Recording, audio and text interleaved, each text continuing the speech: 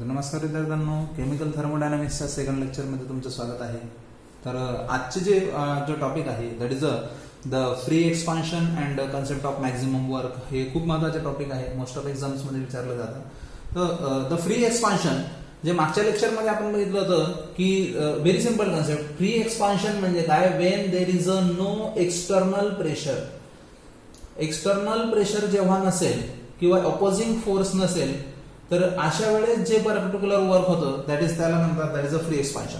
और this type of expansion is generally takes place in to the vacuum. Vacuum म्हणजे निर्वात पोकळी. निर्वात पोकळी म्हणजे काय की जेव्हा तुम्ही स्पेसमध्ये समजा आपण गेलो, अंतरिक्षमध्ये गेलो, तेव्हा अंतरिक्षमध्ये तुम्ही जर अंतरिक्षाच्या जे वीर असतात त्यांचे जर तुम्ही वर्क बघितलं असेल तर त्यांच्याकडून वर्क होत नाही. त्यांना काही वस्तू घेण्यासाठी किंवा हातपाय हलवण्यासाठी त्यांना खूप एनर्जी लॉस करावं लागतं.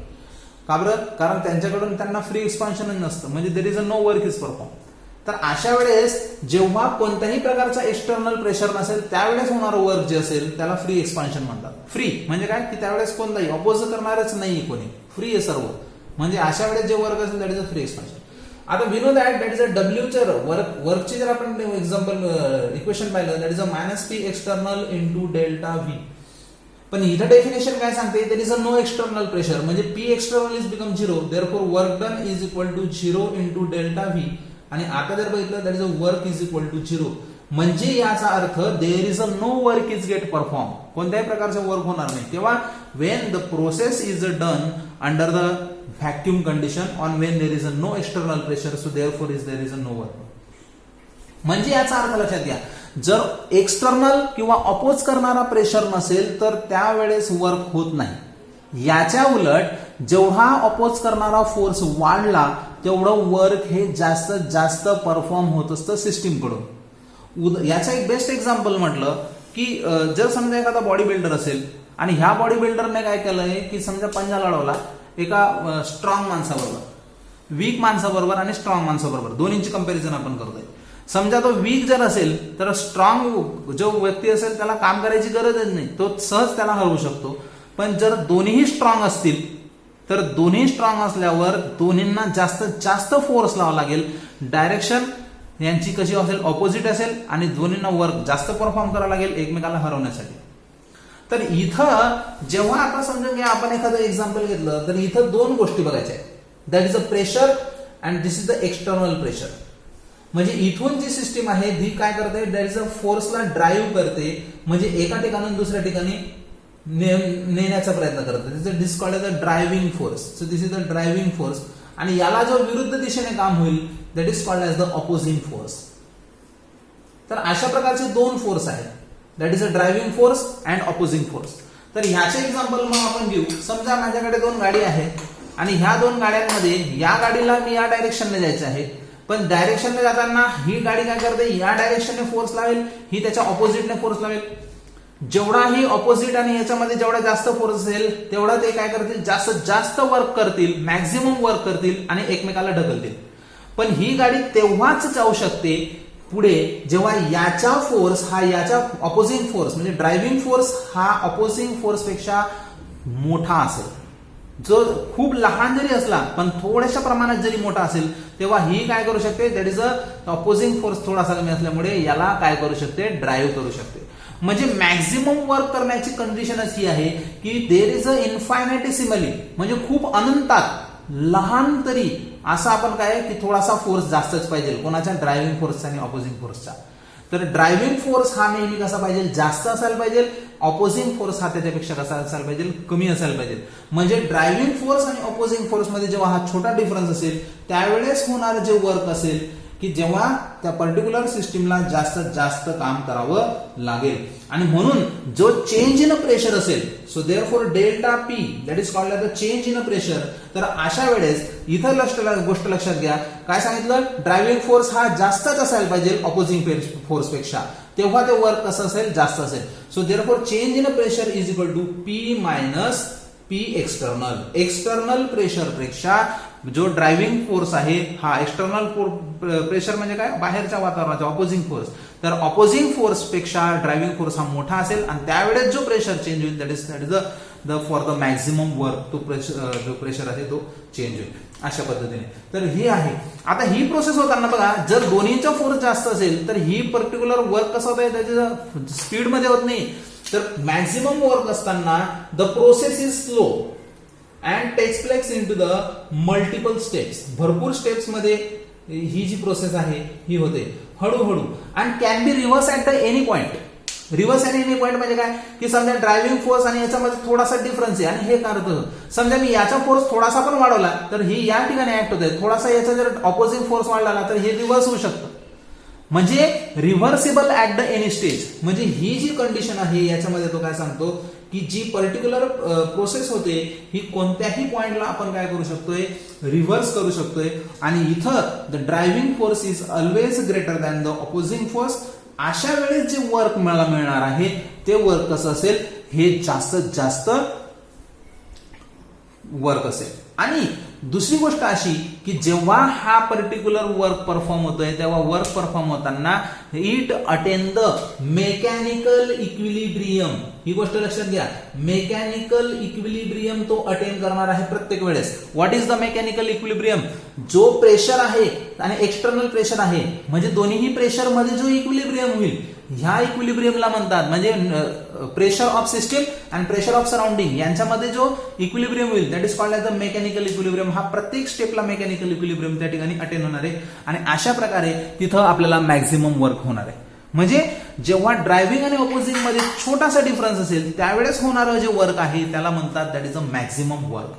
आता ह्या वर्कचे जर आपण एक्सप्रेशन बघायला गेलो तर ह्या वर्कचे एक्सप्रेशन आपल्याला कसं लिहिता येईल. So we have to be write the expression for the maximum work. Expression for the maximum work. आता we know that मागच्याच वेळेस आपण एक्झाम्पल मध्ये बघितलं that is a W is equal to minus P external into delta V. ही किंमत आपण मागच्या वेळेस बघितली होती. ओके. आता सपोज या ठिकाणी मी तो पिस्टन परत एकदा एक्झाम्पल मध्ये घेतोय की समजून घ्या ह्या पिस्टनला आता मॅक्झिमम फोर्स आहे that is this is the. आता हा ड्रायव्हिंग इकडून ड्रायव्हिंग होईल. Okay. This is the driving आणि याला वातावरण अपोज करतं या ठिकाणी. मग समजा हा पिस्टन आहे ह्याचं काय झालं थोडासा पिस्टन म्हणजे छोटासा वर्क केलं तर छोटासा व्हॉल्यूम पण चेंज झाला छोटासा प्रेशर पण चेंज झाला.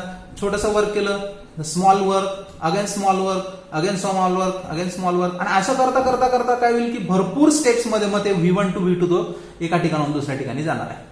म्हणजे एका व्हॉल्यूम चेंज साठी जो प्रेशर आहे हा प्रेशर भरपूरदा बदलतो. वर्क पण छोटं छोटं होत असतं. मग हे छोटंसं जे वर्क असतं that is a small change in work that is a DW. DW म्हणजे काय बघा आपण जसं केमिकल कायनेटिक्स मध्ये बघितलं होतं that is a DDT. DT म्हणजे काय छोटासा बदल कशामध्ये टाइम मध्ये. तसं इथं DW छोटासा बदल कशात वर्क मध्ये. असं जर असेल so is equal to minus P external into मग व्हॉल्यूम पण कसा होईल छोटासा होईल दॅट इज अ DV. याप्रमाणे आता मला माहिती एवढ्यात आपण वी नो दॅट हे इक्वेशन जर आपण घेतलं that is a DP is equal to that is a P minus P external. आता P एक्सटर्नल निगेटिव्ह आहे हा पॉझिटिव्ह इकडे गेला so we can write minus P external P external मी सॉरी पॉझिटिव्ह घेतोय so here we can write P external is equal to yes P external is equal to हा DP इकडे गेला so P minus DP.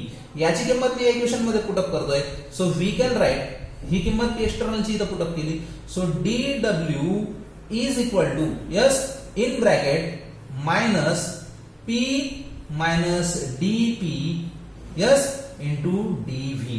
लक्षात घ्या negative sign बाहेर ठेवला आणि P एक्सटर्नलची किंमत आहे P मायनस DP तो मी काय घेतला ब्रॅकेट मध्ये घेतला इंटू V DV हा मल्टिप्लाय करतोय इज इक्वल टू आता मल्टिप्लिकेशन करूया minus P into DV positive negative negative so minus P into DV. Okay, and now here this minus and this is a minus minus becomes plus DP DV. आता इथं जर एक condition आपण बघितली की DP DV म्हणजे काय. DP म्हणजे छोटासा बदल आहे प्रेशर मध्ये. DV म्हणजे छोटासा बदल आहे व्हॉल्यूम मध्ये. स्मॉल स्मॉल म्हणजे खूप लहान यांचा गुणाकार होणार आहे. हा काय होईल निग्लेक्ट होईल. का बरं कारण खूप स्मॉल आहे तो, इट इज व्हेरी स्मॉल, म्हणजे त्याला आपण टर्मला निग्लेक्ट करून देऊ कारण ती छोटीशी टर्म आहे. म्हणून इथं फायनल इक्वेशन मला मिळेल dw is equal to minus P into dv. ह्याप्रमाणे एक्सटर्नल हे इक्वेशन जे आहे मला मिळेल. आता बघा वर्क हे कोणत्या स्टेज पासून, वर्क चेंज होतोय फर्स्ट स्टेट पासून सेकंड स्टेट पर्यंत, आणि व्हॉल्यूम कसा चेंज होतोय, that is volume changes from the V1 पासून V2 पर्यंत. मग इंटिग्रेट करा ही इक्वेशन, आणि integrating between the limits dw from the first state to the second state and volume change from the V1 to V2, pressure is becomes constant. So therefore what we can write, we can write here that is a dw integration of 1 to 2 is equal to yes integration of minus p dv, and volume is changes from the V1 to the V2. आता इथं लक्षात घ्या ideal gas equation मला माहिती आहे, 11वीला शिकलेलं आहे. Ideal gas equation PV is equal to nRT. Therefore what we can write, P ची किंमत दिली जाईल, that is a P is equal to nRT upon V. Okay, so therefore put up this equation in this, P ची किंमत मी nRT upon V. So therefore integration, याचे integration केल्यानंतर मला मिळेल maximum work. So W max is equal to integration from V1 to V2 minus yes nRT upon V into dV. इथं change हा आहे volume, volume is a variable, म्हणजे nRT वर काहीच फरक पडणार नाही, ते कॉन्स्टंट आहे, ते मी ब्रॅकेटच्या बाहेर काढतो इंटिग्रेशनच्या. So therefore W max is equal to minus nRT integration V1 to V2 yes 1 upon V dV. आता मी इथे इंटिग्रेशनचा फॉर्म्युला यूज करणार आहे. Integration of 1 upon x is equal to ln of x. This is the standard formula for the integration. आणि मग हा formula मी तर मग 1 upon x असेल तर ln x असेल, 1 अपॉन v जर असेल तर 1 upon x dx is equal to ln of x, 1 upon v dv is equal to ln of v. So therefore is equal to minus nRT ln of v, आणि lower limit is v1, upper limit is v2. याप्रमाणे मी हे equation put up करू शकतो. So here we can write ln of, so minus nRT ln of काय लिहू शकतो, ln of upper limit आहे V2 मायनस लोअर लिमिट आहे V1, so ln of V1 लॉगॅरिथमच्या भाषेमध्ये. So here we can write minus nRT into ln of V2 upon V1 ह्याप्रमाणे. आणि now changing the base, base change केल्यानंतर काय होईल 2.303. हा जो फॅक्टर आहे हा बेस चेंज करताना आपल्याला मल्टिप्लाय करावा लागतो. सर मल्टिप्लाय करताना we get V is equal to therefore W max is equal to minus 2.303 nRT into log to the base 10 V2 upon V1. And now this is the equation which is called as the equation for the maximum work done. Maximum work done केव्हा मिळेल, when there is a volume is variable. Volume change असेल त्यावेळेस ते equation जे आहे ते आपल्याला मिळेल. आता हे जरी असं झालं तरी आपण 11वीला एक लॉ बघितला, that is the Boyle's law. And according to the Boyle's law, the pressure is inversely proportional to the volume. And therefore we can write जर V2 upon V1 घेतला तर V2 upon V1 असं जर घेतलं तर V2 upon V1 हा P1 upon P2 च्या बरोबर असेल.